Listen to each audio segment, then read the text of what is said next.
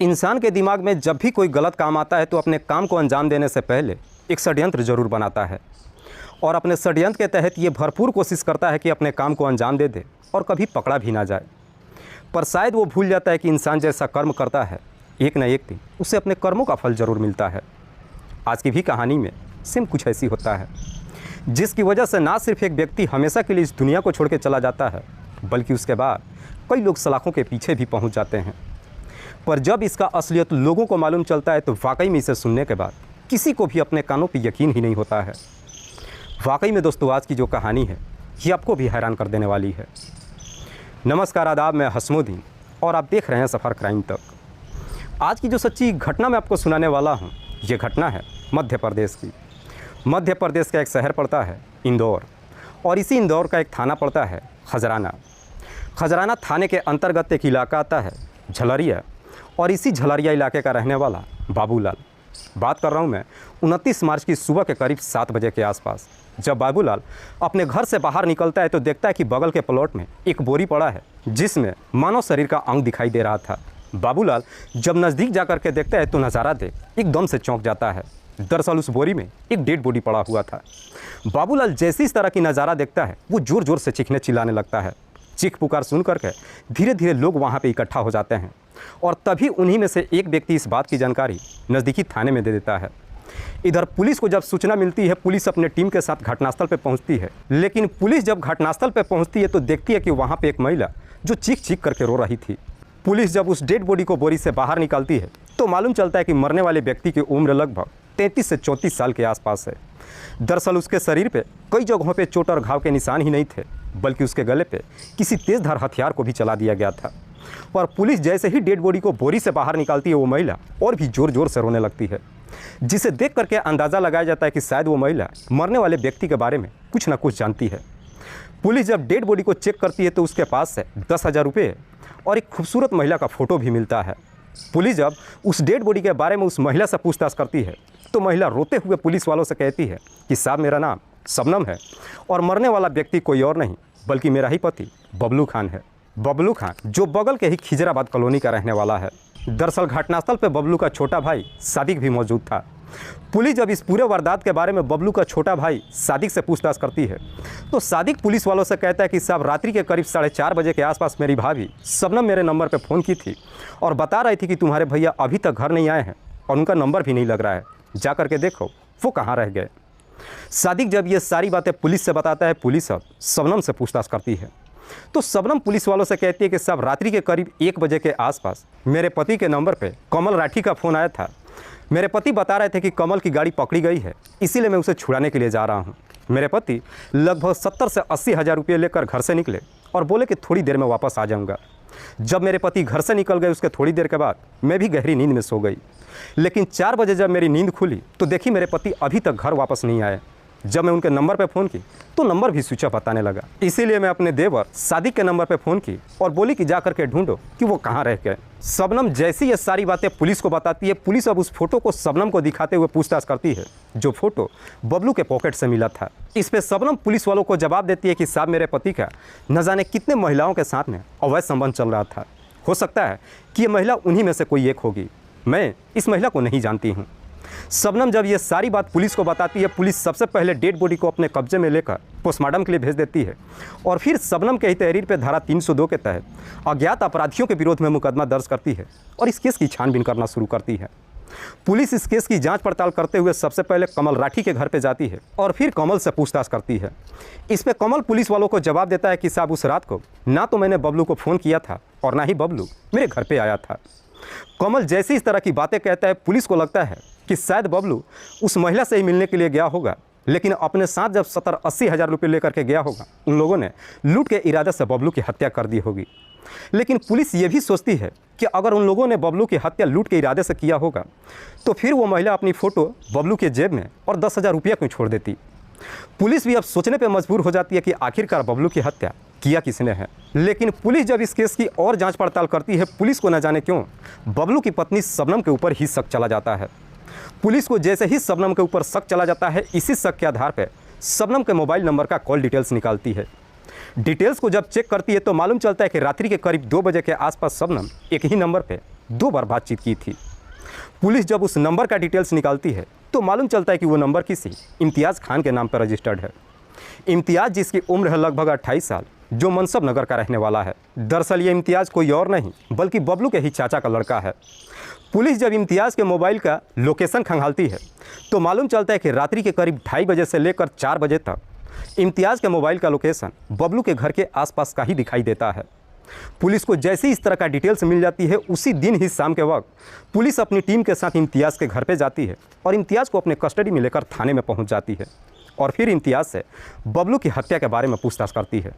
इसमें इम्तियाज़ पुलिस वालों से कहता है कि साहब, मैंने बबलू की हत्या नहीं किया है।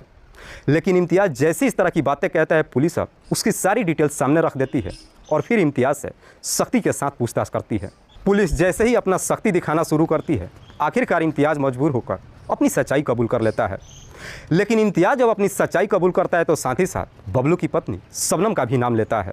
शबनम का जैसे ही नाम लेता है, पुलिस तुरंत ही बबलू के घर पे जाती है और वहाँ से शबनम को भी अपने कस्टडी में लेकर थाने में पहुँच जाती है। इधर शबनम जब थाने में पहुँचती है और थाने में अपने सामने इम्तियाज़ को देखती है तो देख के ही समझ जाती है कि सारा मामला खुल चुका है। पुलिस जब शबनम से उसके पति की हत्या के बारे में पूछताछ करती है, शबनम बिना किसी सख्ती दबाव के अपना जुर्म कबूल कर लेती है। लेकिन शबनम जब इस हत्या की पूरी कहानी बताती है तो वाकई में इसे सुनने के बाद किसी को भी अपने कानों पर यकीन ही नहीं होता है।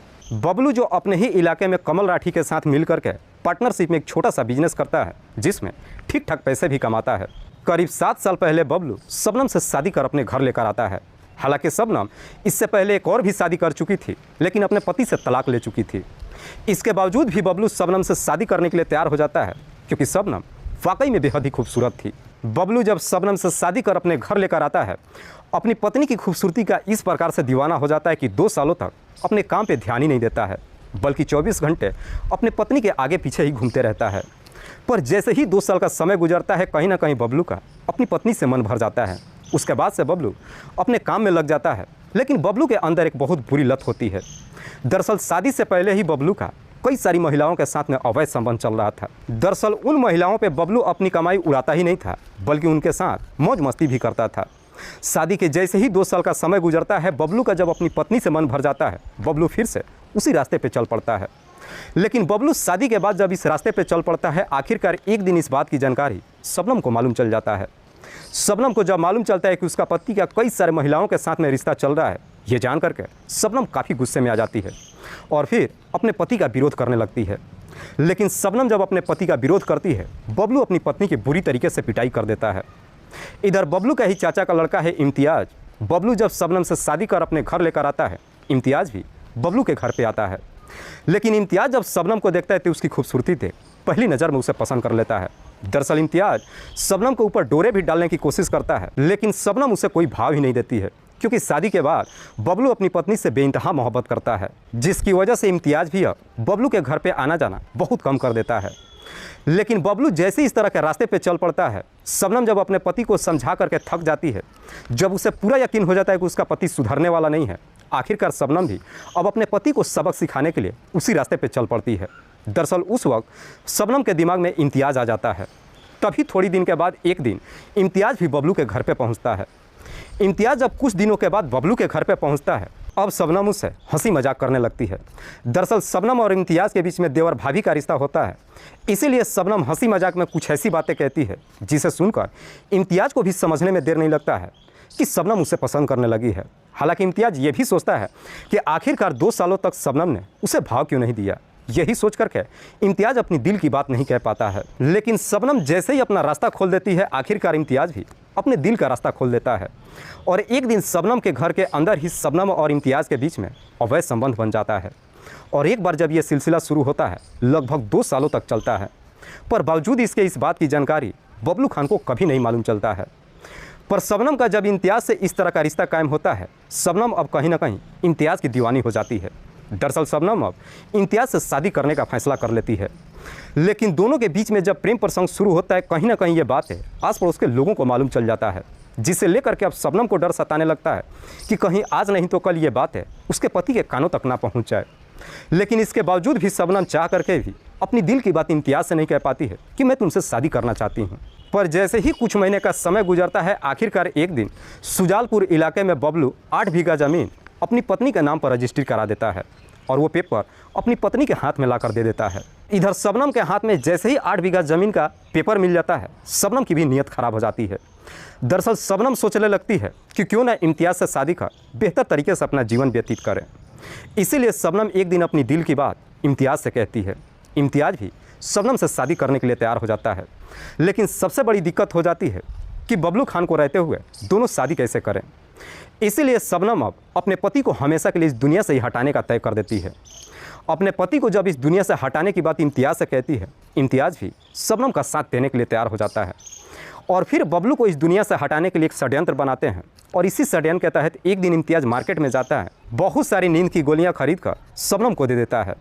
उसके बाद से शबनम हर रोज़ अपने पति के खाने में नींद की गोलियां मिलाकर देने लगती है, जिसे खाने के बाद बबलू भी गहरी नींद में सोने लगता है।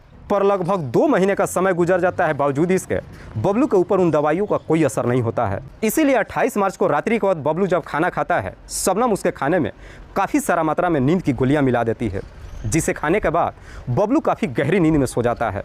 जैसे ही गहरी नींद में सो जाता है, करीब 2 बजे के आसपास शबनम इम्तियाज़ के नंबर पे फ़ोन करती है और कहती है कि मेरे घर पे आ जाओ, काम को आज ही अंजाम देना है। जब अपने घर पे बुलाती है, थोड़ी देर के बाद इम्तियाज़ भी शबनम के घर पे पहुंच जाता है। उस वक्त बबलू जो काफ़ी गहरी नींद में सो रहा था, सोते वक्त ही इम्तियाज़ घर के अंदर से एक लाठी उठाकर लाता है और उस लाठी से बबलू के सर पे काफ़ी ज़ोर से वार कर देता है, जिसकी वजह से बबलू बेहोश हो जाता है।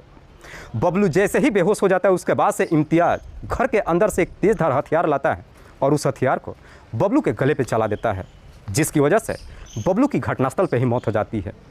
बबलू की जब मौत हो जाती है, उसकी डेड बॉडी को साइड में रख देता है।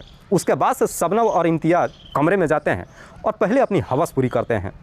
जैसे ही दोनों अपनी हवस पूरी कर लेते हैं, उसके बाद से बबलू की डेड बॉडी ठिकाने लगाने के लिए इम्तियाज़ नरवल इलाके के रहने वाला अपने दोस्त कादिर के घर पे जाता है और उसी रात को कादिर से उसकी स्कूटी लेकर फिर से शबनम के घर पे पहुंचता है। स्कूटी लेकर जब शबनम के घर पे पहुंचता है, उसी रात को इम्तियाज़ और शबनम दोनों मिलकर बबलू की डेड बॉडी को एक बोरी में पैक करते हैं और फिर करीब रात्रि के 4 बजे के आसपास इम्तियाज़ बबलू की डेड बॉडी उसी स्कूटी पे लोड करके शबनम के घर से निकलता है। लेकिन जैसे ही गली में निकलता है, गली में जो आवारा कुत्ते होते हैं इम्तियाज़ को देखकर भौंकना शुरू कर देते हैं। उनकी आवाज़ें सुन करके इम्तियाज़ भी इस प्रकार से डर जाता है कि उसकी स्कूटी डिसबैलेंस हो जाती है और बबलू की डेड बॉडी गिर जाती है। बबलू की जब डेड बॉडी गिर जाती है, इम्तियाज़ अपनी स्कूटी को वहीं पर रोक देता है और बबलू की डेड बॉडी को बगल के खाली प्लॉट में फेंक देता है। वहाँ से फिर से शबनम के घर पे जाता है और उस डेड बॉडी के बारे में शबनम को बता देता है और फिर स्कूटी लेकर अपने दोस्त कादिर के घर पे जाता है। स्कूटी अपने दोस्त को देने के बाद वापस अपने घर चला जाता है। वाकई में दोस्तों, शबनम जब ये पूरी कहानी पुलिस को बताती है, पुलिस शबनम के ही तहरीर पे इम्तियाज़ के दोस्त कादिर को भी गिरफ्तार करके लाती है।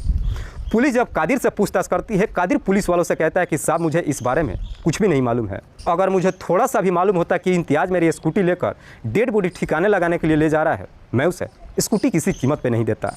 हालांकि बावजूद इसके पुलिस कादिर के बारे में जांच पड़ताल करती है, जिससे पुलिस को लगता है कि वाकई में कादिर इस बारे में कुछ भी नहीं जानता था।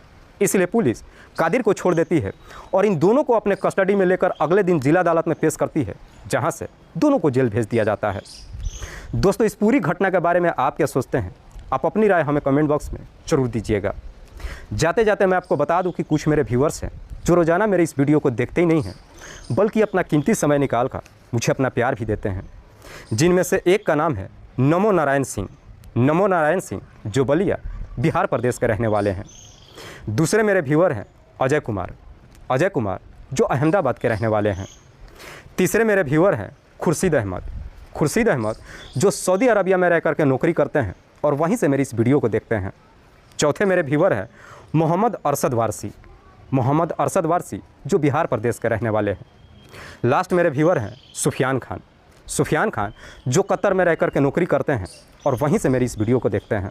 मैं अब तमाम व्यूअर्स को तहे दिल से शुक्रिया अदा करता हूँ। कल फिर मिलते हैं एक और नई सच्ची घटना के साथ। तब तक के लिए जय हिंद, जय भारत।